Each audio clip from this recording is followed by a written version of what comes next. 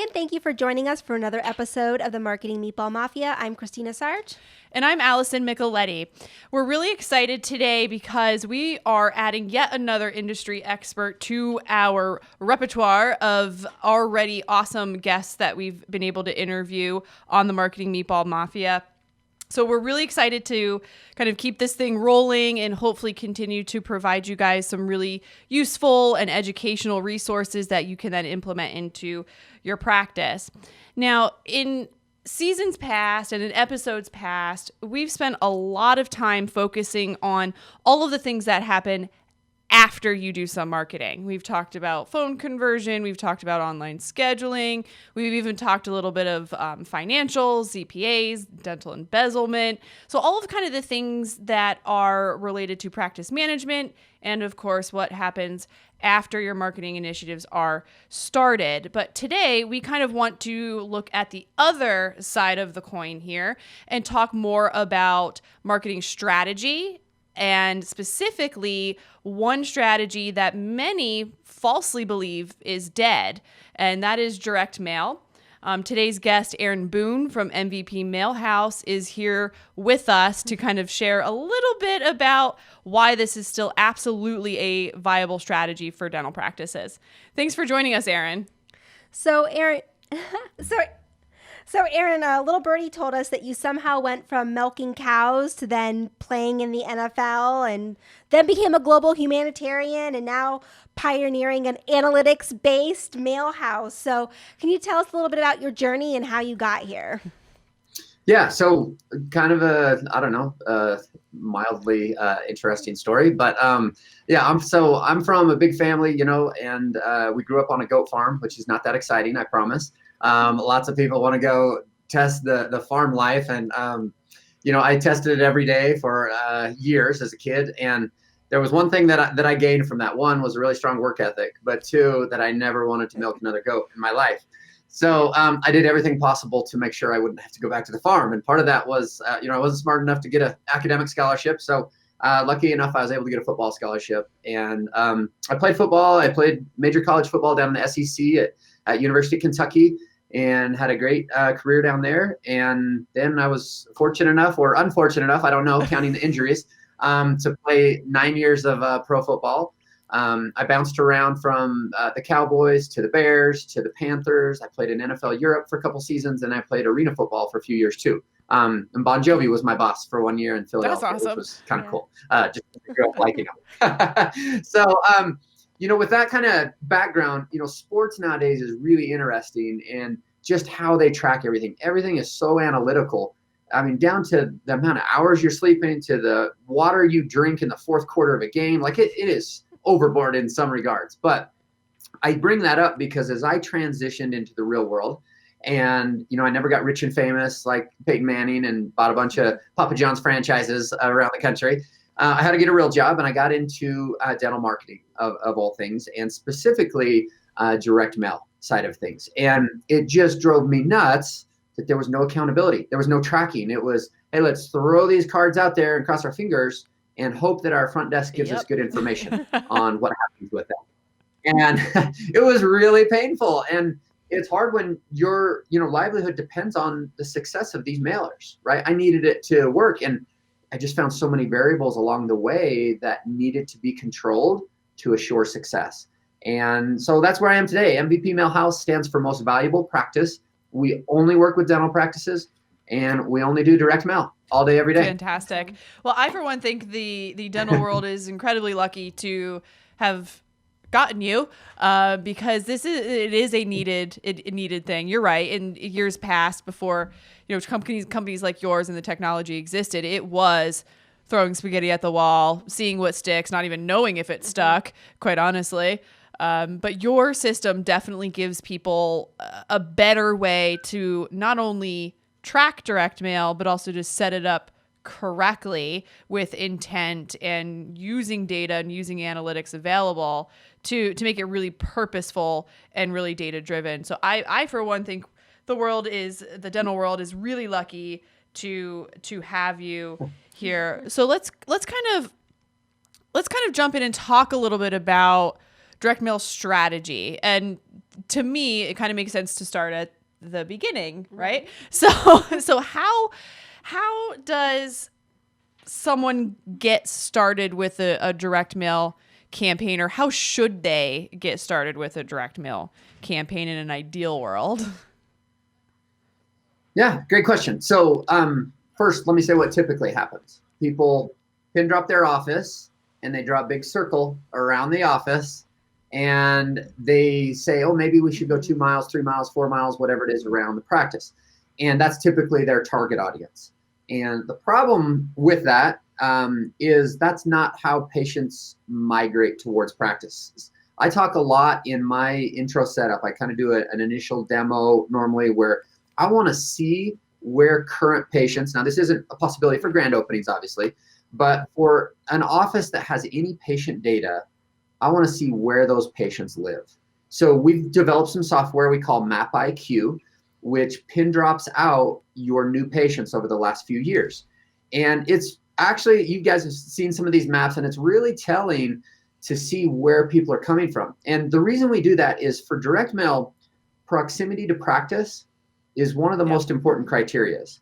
You can have great homes, but if they're outside of this migration pattern, or you heard of the other side of the tracks. They live on the other side of the tracks, or a different income or demographic or home value. There's lots of homes that surround every office.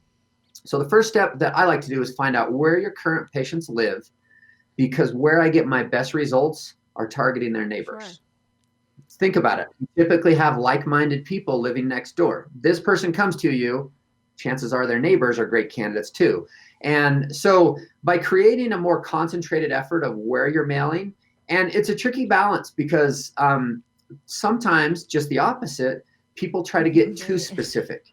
They'll say, I only want to mail to a home that has a person between the ages of 49 and 57, and they make this much money, or like a pediatric practice or an orthodontic practice. Hey, I only want to mail to homes with kids between these ages.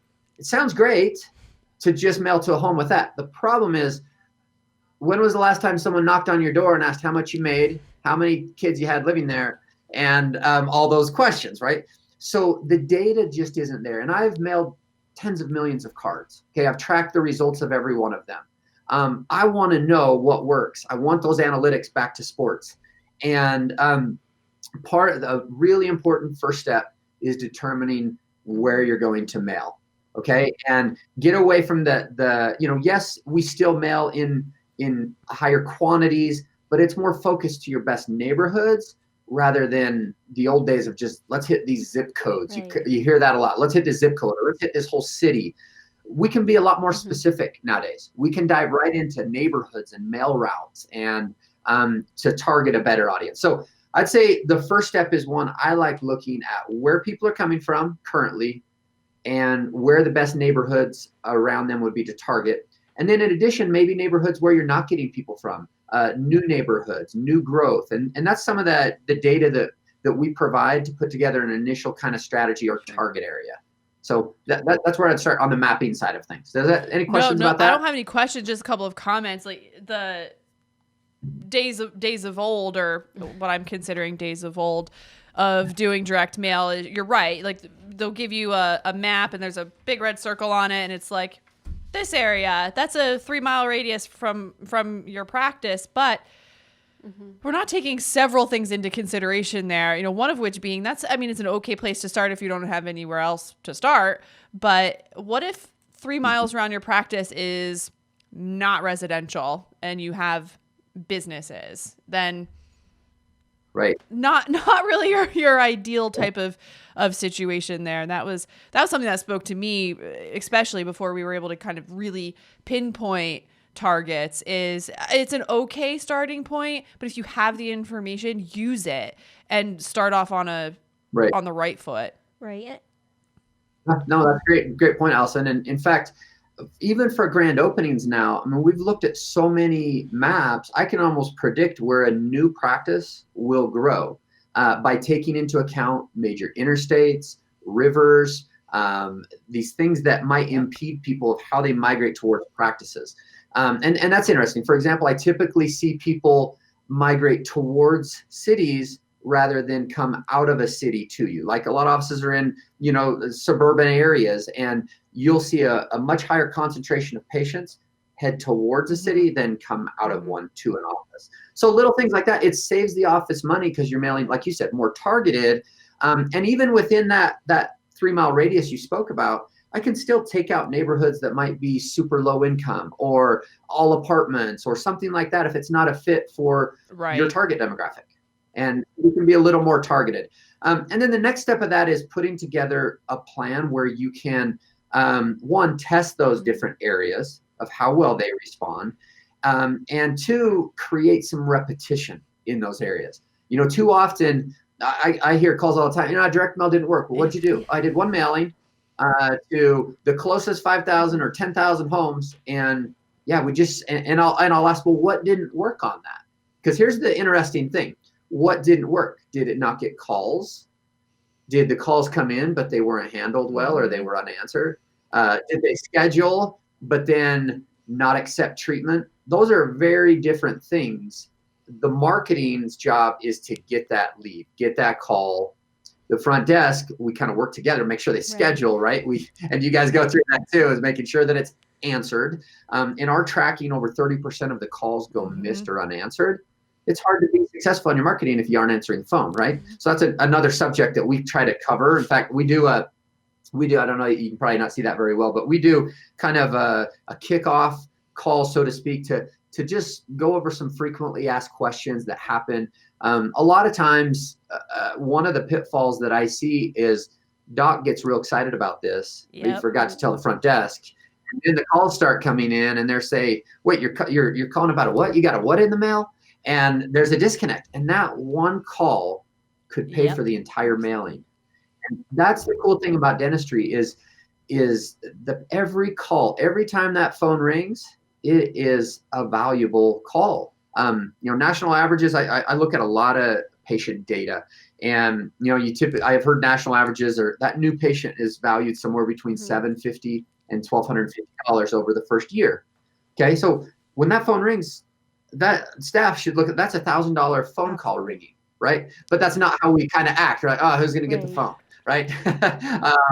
And they kind of lose a little bit of that excitement. So I think there's a lot of variables across the road in the direct mail in what we're able to control. But number one, back to that is hit the right homes, and then number two, hit with the right. That's where the design comes in play. And what is in that design. And any thoughts or questions or maybe direction you want to go on the design, or what do you think? Go ahead. Well, no, what I really like about MVP Mailhouse, we've worked with a bunch of mail houses, and we're friends with the people there. We've referred to other places. But to be fair, when we take a sense of responsibility when we're putting together a marketing plan for our clients, and we want it to be a comprehensive approach, and so direct mail would be a tool that's part of that comprehensive plan. We have to be responsible with our clients' marketing dollars and spend those as wisely as possible. So while yes, I may be able to quantity wise send a lot more, I almost swore there. It would have been okay. We could have bleeped. Anyways, I'll just say a whole lot more postcards by doing something like shared mail routes or every door direct mail. I like sending with intention, and what we found with doing the heat mapping process with your company, and I'm not sure if there's any out there like yourselves, but right now I see you as like setting the tone, and definitely MVP Mailhouse is a market differentiator when it comes to heat mapping. We've not seen anything like this. I tell my clients we're going to send less quantity but with a much better intention and purpose. We're not just going to hit every house on a mail route because we've purchased that list based off of what the majority of the demographics are in that neighborhood. Yeah. From a census report, like now it's 2020, we're going to be doing a new census. The census is already a decade old. That's a long time. So, I mean, we have to be fair, like when we do direct to mail, we do our best educated assumption off of what the data is telling us out there. And we do a lot of research. But being able to take your current patient population, and what I often say is it's like that old saying, birds of a feather flock together. So if I can take and say, for example, if I have a dentist that wants to target the older population so that they can do more restorative cases or more full mouth restorations, well, let's take a look at your current patient population that already fits that demographic. Let's send them on over to Aaron and his team. They're going to heat map that for us, show us where those patients are coming from, and then that's where we're going to start with your direct mail campaign. And then the other thing I really like is that throughout the process, we can continue to send you the new patient list, so we can continue to refine. So if we find that we're sending postcards to a certain area and we're not getting results from that, but we are driving from another area, we can reallocate our funds and the postcards that we've invested in to get more of those ideal patients we're looking for. Right. Well, some of the things that you were talking about that kind of spoke to me were people saying that, well, we tried it and it didn't work, because we do hear that a lot, and we share the same type of experiences, one time drops of, 5,000 or less, no tracking number on it, not testing things. And to be completely blunt, testing is marketing. You have to test in order to figure out what is the most ideal situation, what's going to result in the biggest return for you. So those are definitely things that we hear as well. And I think there's a big misconception behind direct mail that you buy a list, you mail the postcards, and boom, new patients. But it is a lot more complicated than that. And anything. We've really built a really complex. I'm confident we have the most advanced program out there specifically for direct mail. With that being said, direct mail isn't going to work for every office. And I think I look at that as a pro, and as a positive about our company is, for good or bad, you're going to know after the intro campaign what worked, what didn't, exactly how many patients you got, what they spent at your practice. And then our offices can make an informed decision of what they should do ongoing, rather than keep losing money or making money. And oftentimes, I just got a phone with a doc earlier in the week, and they, when I do, so let me backtrack a little bit and I'll get to the audit, because I think that's an important piece of this. And it's basically connecting the data. What did your office see actually come in the office versus what we were able to track from everyone that called our postcard? And so back to step one, area is number one. Number two, design. We help with the creative on that design of in-house designers. We're not designing your local pizza joint ads or dry cleaner ads. We only do dental postcards all day, every day. So we try to make that really simple and easy. And also, because we track all of our cards, I can pull up in my software, I can tell you the top responding card in the entire country, or based in rural areas or inner city areas or wherever your practice might be. So we're helping, I guess, eliminate some of that trial that you talked about to save offices money, so that they can kind of put themselves in the best position to be successful with direct mail initially. Like I said, it's not going to work for every office, but if we can eliminate a lot of trial and error over the years, we instantly put them in a little better position, number one. So all the artwork, the concept, images, and then offers is a really interesting thing too that I don't think a lot of offices put a lot of thought into. I'll talk to an office, for example, hey, what percentage, one of my favorite questions to ask is, what percentage of your patients do you file insurance on? Okay. And if you don't ask it that way, you have offices, oh no, we're a cash only office. Okay. What percentage do you file insurance on? Oh, 95%. Right. Well, okay. So I'm confused here. Are you looking for insurance patients, or are you looking for cash patients, or are you looking for an in-house plan? Those are some different things that we're trying to draw here. So different offers will drive. We listen to every single call that the postcard gets. Okay, every single one in its entirety. I promise it is not that fun to listen to calls. We would agree. But it's back to milk and goats. Back to milk and goats. Sometimes you just have to do the things that are painful, because it's the reward that comes out of that. By listening to every call, I know exactly which offer they called about. I know if they're a cash patient, an insurance patient. So as we, after, an intro 3 or 6 mailing campaign, we can analyze that and we can make adjustments, like you said, the refining, the tweaking. Hey, if everyone is calling about insurance acceptance, let's beef that up on the design. Hey, we accept most major insurances, or even have an insurance offer. So what does an insurance offer? People say, well, your $99 exam x-ray cleaning offer is for cash people. Think about it. If I have insurance that covers, and I know this sounds basic, but I see this a lot of times, it's just connecting the dots and and driving the right type of patients to your practice. If you don't accept Medicaid, for example, well, let's raise the income floor a little bit of some of the areas you're targeting, right? There's some basic principles here that we try to apply. But on offers, if I have anything typically that resonates, like $100 off or $99, that typically jumps out to people that are feeling like it's coming right out of pocket when they go into that office. But for insurance folks, sometimes you can get away without really it being an op, like you're not actually giving away stuff. So free whitening, for example, free whitening after exam x-ray cleaning. Okay, I think of that, well, I have dental insurance, so my exam x-ray cleaning are free and I get whitening. Well, I'm going to go check out this office, and you get them in the door, and then it's your job to keep them. I'm going to come back at 6 months, at 12 months, 18 months, and you're going to collect from me each time, right? But you got me there. So my general, advice, I guess, is the more confident you are as an office in retention, the more aggressive you can be in the offer. Meaning, if you can get them in the door and they're going to stay because they're going to love you, then you can give away a little more stuff to get them in there. It doesn't mean they're bad patients because they respond to an offer. Everyone likes an incentive or a deal, right?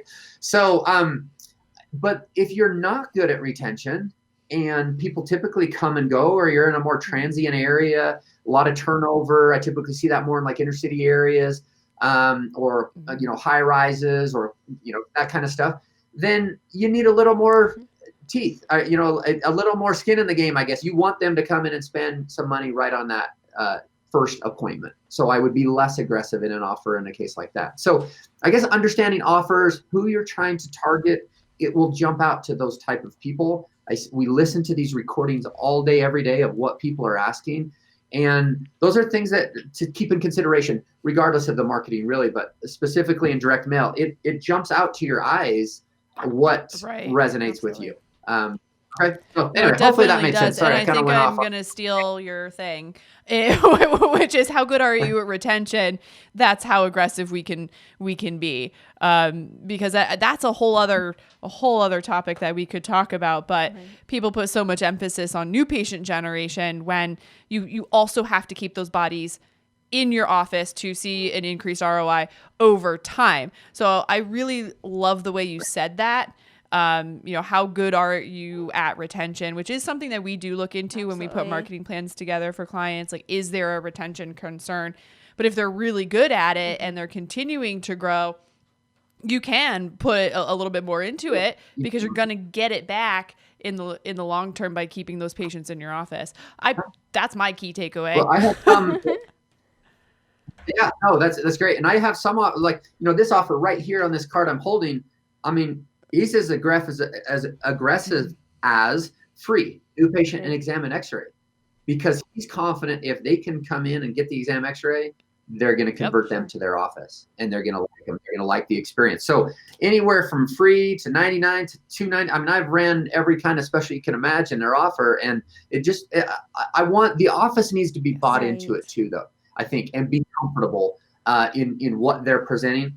I don't ever want to come into an office that's been successful or growing over 5 years and reinvent their brand or reinvent their identity and stuff like that. I mean, they need to feel comfortable. I appreciate each office I work with of how hard they have worked over the last year or 5 years or 10 years in building their brand. And I like to be conscientious of that.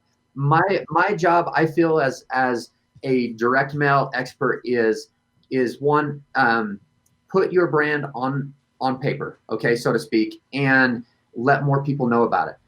because the more people that know about it, you have a strength, right? And it may not be your looks. It may not be your office. It may not be your experience or the coolest, latest machines or equipment.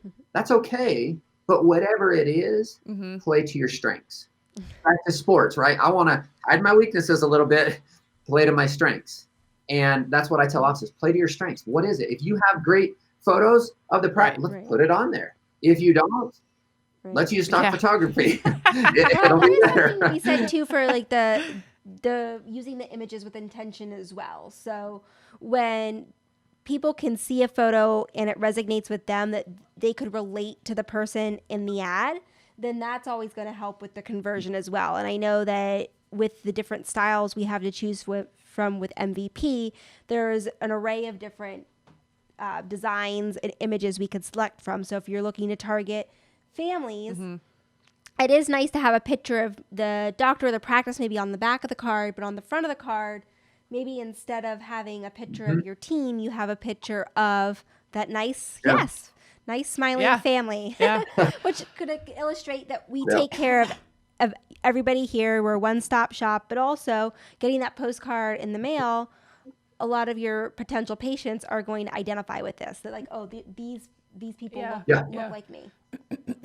I see that a lot, especially with seniors and implants and dentures and that kind of stuff. When I mail to some of these, snowbird areas and things like that, is I don't want necessarily this young, bubbly family. I want the guy that teeth in a day, the older guy.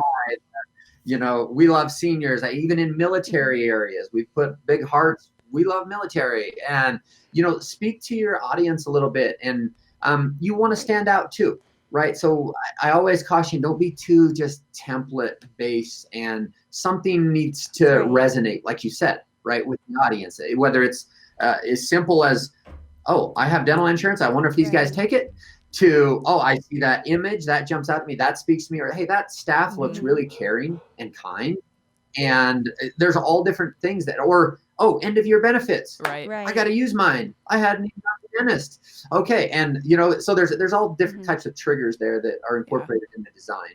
And the nice thing about tracking these, every one of the postcard has a tracking number, which I know you guys are really big on tracking. And I love that about you guys. And so every postcard we mail has a new tracking number. So if we mail in January to the north of your practice, February to the south, you're going to know exactly who called from January versus February because we have a new phone number. That's an area that I see a lot of direct mail companies cut corners on. And the reason why this is the thought is they make more money. If I pre-print 20,000 cards at once, it costs me less, right? I can print these because once I flip on my print machine, I can kick out 20,000, and then I just have them sitting on a shelf. And when you're ready to mail 5,000 at a time, I take them. So that sounds good because you'll save a penny maybe per card in pre-printing.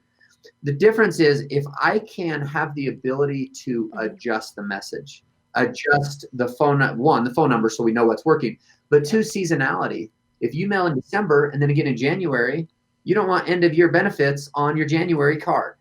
And too often people get excited, oh, I can save a penny. Let's pre-print 5 months worth, 6 months worth, whatever it is. And in my experience, it is worth that extra penny, which may be a couple $100, when you add it up. In my experience, it is worth having that flexibility to adjust offer, adjust messaging, seasonality, things like that. Being committed to something for that long without really knowing what's going to happen for the cost is terrifying. To me, why would you not want to break it out, spend a little bit more, but at least then and you have facts and you have the data. I do have kind of two side note, well, maybe three. First one is going back to the design and what you should do on a design and what you should focus on. And Aaron, you were saying focus on the things that you do really well. And this ties back into a recurring theme that we talk about here is, authenticity, set yourself apart, you don't have to look like everybody else. You shouldn't look like everybody else. And yes, you should definitely play up to your strengths because that is what makes you different than all of the other dentists in your market. The other two, Aaron, are questions for you, and one of them I have no idea if you even have an answer to it, but it's something that I realized when I very first started in dental marketing and got my first experience with direct mail. I started paying a lot more attention to the direct mail that came into my mailbox. And sometimes I see it delivered address up, and sometimes I see it delivered, with the front up. Is there any, this might be the dumbest question ever, but is there a standard? Do we know how it's going to end up in the mailbox? Is that something to think about, or am I just really weird and nerdy? This is the stuff I think about. No, that's a really good question. And I'm a direct mail expert, so let me tell you. So on the back of every card, right, you have the address section down on the bottom. So that's considered the back, but technically that is the front. Supposedly, this is process and how a mail carrier, man or woman, is supposed to deliver the mail is they are supposed to deliver it with the address up. Okay, so it goes in like that. Does that happen? No, not necessarily. I don't think all the time on them it's impossible to necessarily track that, but it is an interesting thing to start looking at. When you pull your mail out, look and see which way it's faced.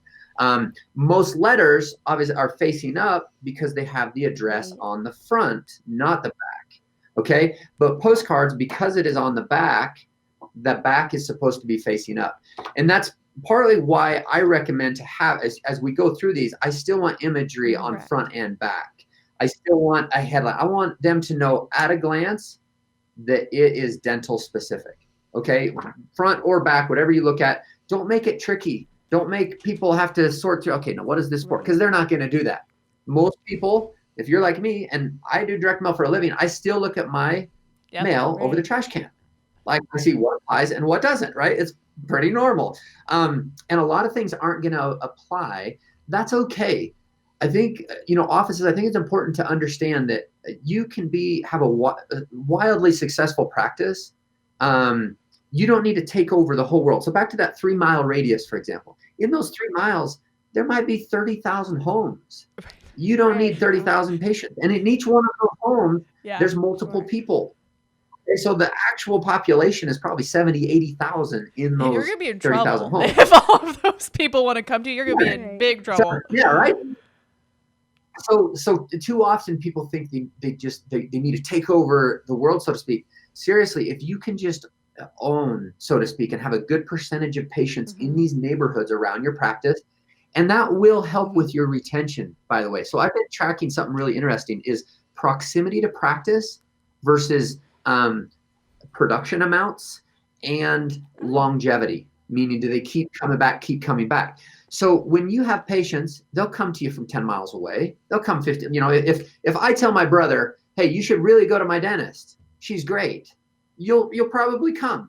But to keep coming back year after year after year and drive past 30 other dentists, eventually it's not going to happen. And sometimes sooner rather than later. What if I move? Now my brother doesn't feel any connection to that office or whatever, and he doesn't keep coming. So proximity to practice, understand that just right around most offices, there are enough homes to be wildly successful. You don't need to take over the world, the county, the city, the state to be really successful with your office. So sorry, kind of a side tangent, but what did you find? I'm interested. You said as far as the production, obviously it sounds like the closer in proximity to the practice, the more loyal that patient's going to be as far as retaining them. But you mentioned production. What have you found as far as production with proximity to the practice? Yeah, so same thing over time. So initial on that first visits, what I normally see in the short term, okay, let's say like the first 3 months, because I do a lot of early audits after 90 days or after 6 months, I'll do these shorter term audits. Normally that typically reflects their initial visits only, right? And maybe some part of their treatment plan that they've just got started on. But some people take a little longer to work through that plan, these new patients, right?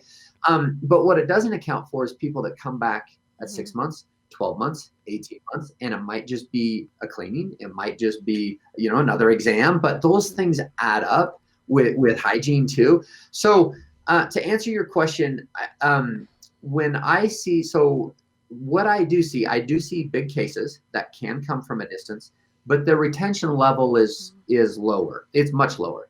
Meaning if you run that same patient list 5 years from now, those people that came outside of this core area are really hard to keep coming. Just for that example I said, if you're driving past 30 other offices and it takes you, 20 minutes, 30 minutes to get to that office, how busy are you guys?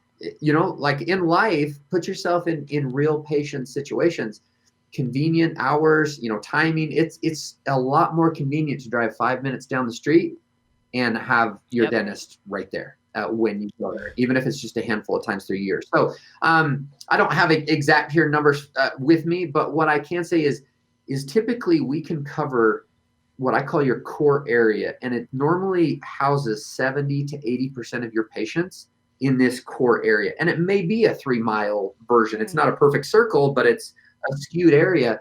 And next to all of those patients are other great families and other great potential candidates. And in the defense of direct mail, one of the beauties of it over in even online and some of these things is this is one of the very few ways you can proactively have some reach out and physically touch them with your brand.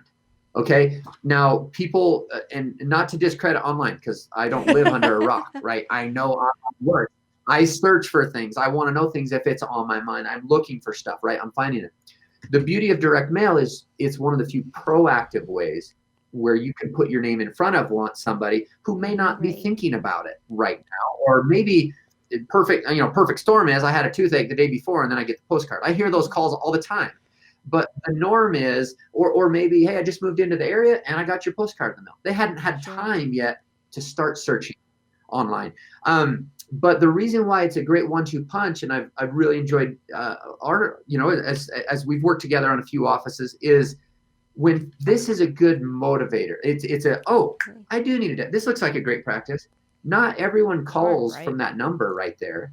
They go online. Oh, let me check these guys out. Let me read some more reviews about them. So I try my best. We do as designers too, to put as much info on here we can with reviews so that they will make a decision from the postcard. But inevitably, a certain percentage are going to go online to validate what they saw on the postcard. Oh yeah, this is a good choice. Oh yeah, they do accept my insurance. Or, oh yeah, it's just right down the street. But I don't want to open up too much competition, because when people do go online, sometimes, I wonder what other dentists are nearby. And they might never get back to this dentist who originally got their attention.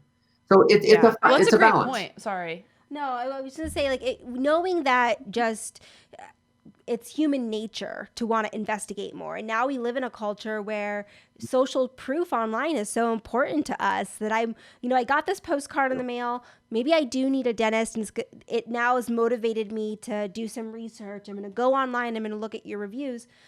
Going back to what sets you apart, and tagging one of our guests from earlier, if you can have online scheduling and talk about that convenience and put that on your postcard and call that out, not ready today, schedule anytime online, and call that out. We'll then see those coming through later. And then the office mentioning we've got these, some of the people that scheduled online were then also on our mailing list. And what's really super awesome with your mailing list and the software we even have for tracking, because we are big believers, just like you, in that analytics is everything, and measuring everything we do is the only way we know what's working and what's not, is we could take some information that the patient's going to put into their patient record later, like their address and email address, phone number, compare that back to the mailing list and see where that lead really originated from, and help provide that ROI to practices.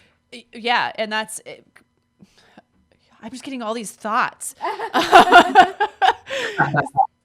I just get excited. So that you brought up a point where, yes, people very well could get the postcard and go online and read your reviews. So what does that tell us? You have to have reviews. And then if people go to your website to check you out, so what does that tell us? You have to have an updated, accurate website, like all of these things, all of these parts of marketing are interconnected and intertwined very clearly. And the postcards that are done through MVP are obviously beautiful and are, have a great aesthetic to them. But that has to match the rest of the branding. So if they get this super sleek and sexy card in the mail, and then they do go to your website and it looks like it's straight out of the, I don't know, like 1990 when we first started. 1990. Like they could hear that. That at one point was not an old year. That's 30 years ago, girl. 30 years ago. Thanks. And like I'm hearing the dial up right now for AOL in the back of my head, just thinking about it. If they go to your site and it does not match what they just received in their mailbox, then again, we do believe in a comprehensive approach, and that anytime somebody touches any piece of your branding, it has to match. It has to be consistent. Yep. Consistency. Yeah. No, you guys are spot on. And honestly, if there was a silver bullet in marketing, everyone would use it, right? Why would you waste your time with Facebook or with this if all you needed was a website and that was it, right? And that's where these multiple touch points help. And the most successful practices have a number of different things that are all working together that create a consistency brand. And some people will respond through direct mail. Some people will respond to social media. Some people don't have social media, right? Some people don't have. So it's all these different touch points that push them over the edge. And that brings me to kind of the last point, I guess, is how are you compiling this data? And I mean, most dentists I talk to, can barely think straight by the end of the week. And, they're just so busy with so many hats. And that's why I feel one of the most beneficial things that MVP Mailhouse brings to the table is this roll-up audit at the end of your mailings.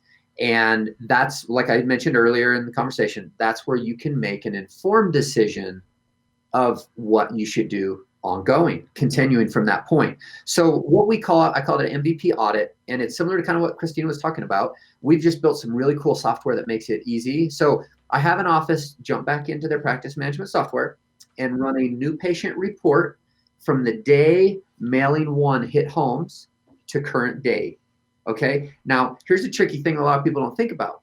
Not just current day, but I like pushing it out a few months, because you have some patients that haven't got in yet that you're not going to get credit for because they don't show their first visit date yet. And a lot of people don't think about. So you may be cutting yourself short a few patients there that are scheduled a week or 2 weeks down the road. So anyway, I have them run this new patient report.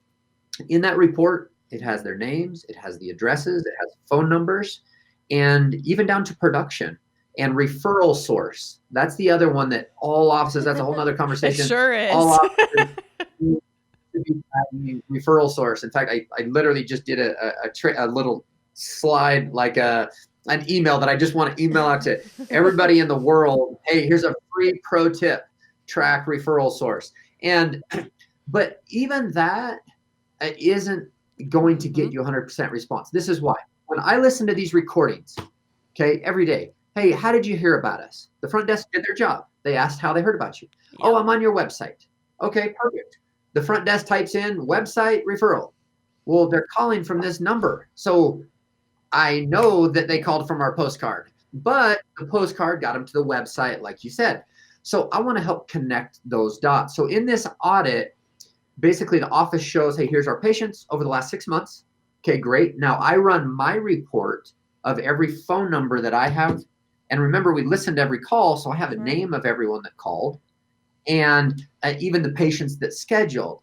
And I help offices do this audit where I take their spreadsheet and mine and we merge them together. I match every name, every phone number, and then even addresses, like you mentioned, Christina, is I show you this patient got this home, got a postcard, and 7 days later, they came into your office as a new patient, but they never mentioned the postcard.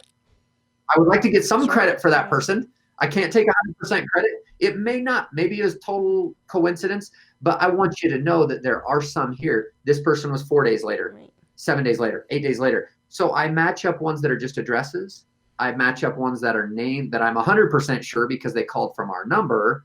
And now you can match those up, update your practice management software to those. Maybe I see all the time, walk in or Like nothing, none. even worse. None. It's None. just blank. None. Well, they had to hear about you somehow. I don't even care if you say, I drove Right. past you on the way to work. Great. Put that in there. Signage. Right. It Just worked. poof, here I They am. I just don't know like- how I got here. They didn't just show up. Right. But we run that all the time, and we push that back, because it's important for us to know what's working, what's not working. We can only tell so much through the tracked phone calls, but then we also compare total new patients with an office because they may have got the postcard, they may have gone out to Google, called you on your business listing, and so they're going to call through your landline, or they went to your website, called on current patients. There's a whole menagerie of variables that they could not come through a tracking number. And of course, we can run new patient data, compare addresses, which would help us with something like direct mail. But we so often see this report where we pull referral sources and we see a very alarming number next to the word none. And to your point, it's like you got here somehow. So either instead of, I'd rather have walk by or drive by than none. Yeah. Yeah. Well, and just syncing up that data, and it's painful. I get it. I mean, front desks are busy. I don't want to, talk about them. I realize they have a lot on their plate that they're dealing with. And then this $1,000 phone call rings, and all of a sudden they're supposed to, hey, just a minute. Right. Sorry, I got to take this call. And they're dealing with a lot of things. And I get that. And that's why we'll just try to build some tools and to help in some of that matchup data. So offices can make an informed decision on what's working and what's not moving forward. So I think that audit is really important, but very few dentists, in my experience, have time, the bandwidth, or even the know-how to sync that stuff up. And that's where, I think marketers like us realize the importance of that and are willing to put in the time and effort, because it's time consuming going through this. But what is really fascinating to me, and this goes back to the value of that call, of every call, is I love looking at that production column. And you'll see, right, as I go down production by these new patients, as I go down these lists, I'll see $59. So they must have responded to a $59 exam x-ray offer, right? And maybe they came in and that's all they spent. That's okay, because the very next person that came in for the exact same offer spent $2,200. And the next person was $750. And I think too many times offices, ones that they're trying to target this perfect needle in a haystack. I only want this all on 4 case. It'll bring $20,000 to my practice. That's great. I hope you find them too. But it is really hard to market for this perfect little person. In my experience, it's better to go through a few of these $59 exam x-rays, or maybe a free implant consultation or something. You're going to go through a few of those, and some of them won't accept treatment. They'll never come back to you. That's okay. Right. The next one did. And the next one spent $2,200. So too focused, I think, can be a bad thing as well. And not focused enough, obviously. Things like an all-on-4, that's a $20,000, $40,000 case. If you want to hit them with direct mail, you better have other things in place, because that's a heck of a long buying cycle. Like, somebody's probably not going to get a direct mail postcard and say, yep, okay, here's my $40,000, thank you very much. And honestly, like that could be a whole separate conversation of itself, and that there is a cycle to just even the psychology behind somebody making a purchase like that. So I like having more than one offer on a postcard, so that you can, we can talk about a dollar amount off of all on 4, but then maybe you have that free whitening with the new patient exam, x-ray, hygiene, or the $99 special. So that way you get them in the door for something. They know that you have this other service. As the dentist in the practice itself, in order to sell somebody that you don't know, they've only ever crossed your path because of a postcard, there's going to need to be a lot of rapport building that happens along the way. And they're not going to walk. Let me just tell you this, just from like a sales background. If somebody walks in the door and the first time you meet them, you're like, you need $45,000 mouth. Like, you need a $45,000 mouth. They're going to say, no, thank you. Right. And they're going to leave. But if they come in for an exam, and that's where the dentist has to showcase their brand and their authenticity of they're they're more than a number. They're more than just the next patient coming through the door. They really want to take care of them for the life of their smile. That's when you're going to sell them on that case. Yeah, 'cause just to your point, there is such a thing as too targeted, too specific. Right. Yeah. So, Yep. Well, be willing to put in work. You know, I look at dental offices and, you know, across the country in different states, and whether they're doing online, whether they're doing direct mail, whether they're doing, you know, I still think word of mouth should be your number one source of patients, but you need to get into more networks, because if you can get new people in, now you can start getting their friends and family through word of mouth and referrals initially. So that's where external marketing is great. And I realize it's an expense. I think you guys, I appreciate, you know, offices that they're willing to invest in them. I mean, invest in you in your office and bring new blood into your practice. Take care of them, and it will generate more patients, more money. And, you know, I see, you know, offices I haven't talked to, and I want them to see that. Yeah, you can put it in the stock market and make 3% on your money, or invest in getting more new patients to your office, and you're going to see 200%, 400%, 500, you know, return on your money rather than 3%. And that's where it gets kind of fun in the market. And I love having the scoreboard and the tracking that you guys are talking about too. Is it makes it more real. And if they can see results, it's a lot easier to continue to invest money. And I think both of us, we agree that that's the ongoing challenge also, is there's not one silver bullet. Be willing to try different things. Be willing to, because you're going to have different touch points, different people that respond. And the most successful practices out there that you typically see are those that have tried different things. Sometimes you're going to fail, but keep trying. There's people out there that need to know about you, but they don't. Yeah, the ones that I feel are diversifying their strategies to not only meet consumers where they're actively searching for a solution, but also, like you mentioned earlier, getting in front of them early. And kind of making them aware of the brand and the product and the service that you offer. People who are doing both are the ones who are succeeding. You can't just sit back and wait for these patients to find you themselves. Sometimes you have to go like, "Hey, I'm here." You know, just thought I'd let you know. Yeah. Right. There definitely is no autopilot. Sure. Oh yeah. In marketing. No. So, I know people are probably interested in maybe having this heat map done, seeing what it looks like for their practice. What is the best first step for them to take to say, "Hey, Aaron, I want to see what this would look like for my practice"? Yeah, great question. So every office that contacts us, and you know, any referral that, you know, comes through this, I'm 100% happy to do a free heat map analysis. We'll pin drop out your patients. I can give you step-by-step instructions depending on your software. We make it pretty easy. Open Dental, Dentrix, whatever you have, EagleSoft, we can send you over instructions.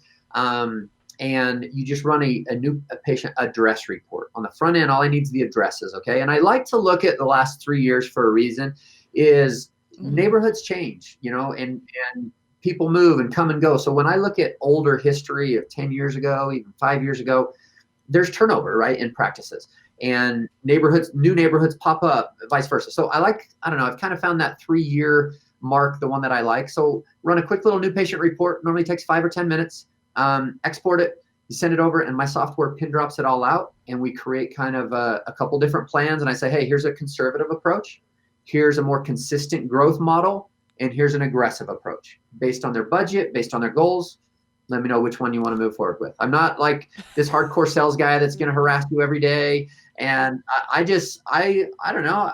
I'm not smart enough to be a dentist. So I feel like I can still give an exam, and I kind of look in the mouth or look in the area.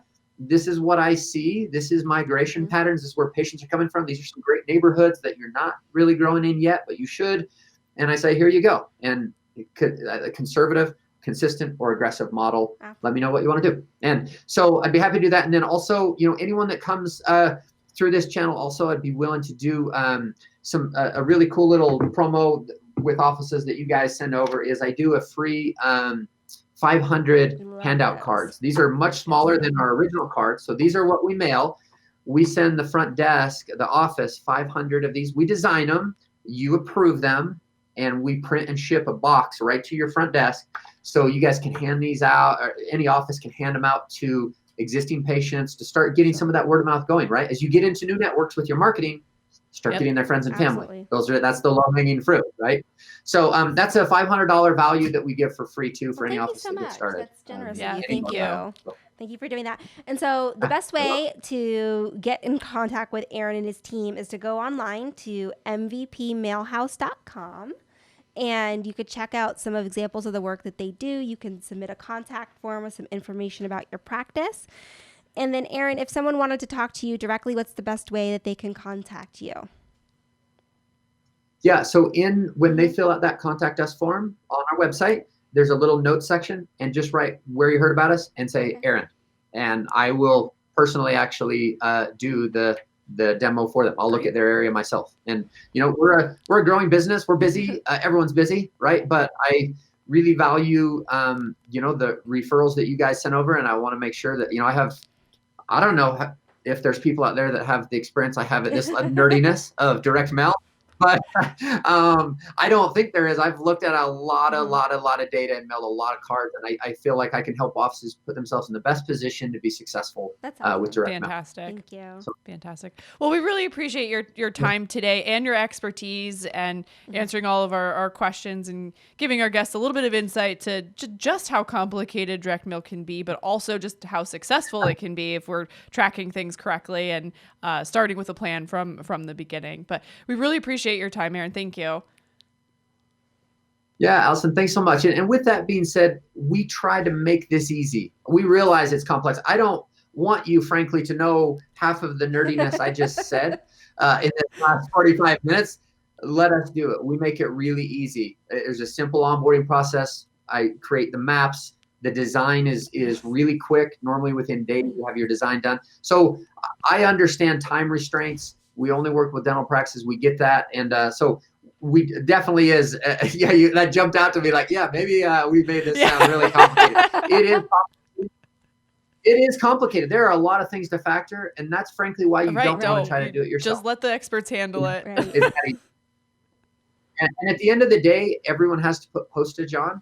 So for the few pennies that we make per card, I think that experience and that expertise is worth every penny for our office, because you got to put postage. Either you do it yourself or you use a company. So anyway, I appreciate your guys' time. This was fun. Just kind of dive into some details and merge kind of two different marketing minds because direct mail is its own little beast. Right. It's its own little thing, and it's so unique compared to online and the great stuff you're doing. I can say it's really fun to look. I like doing offices that come over that use you guys because they already have a lot of those pieces in place that reinforce that brand and have that consistency, and it just helps offices do that much better. Thank you for that. So, thank you. Anyway, thanks. All right, Aaron, we'll talk to you soon. All right. Thanks. Thanks, guys. Bye.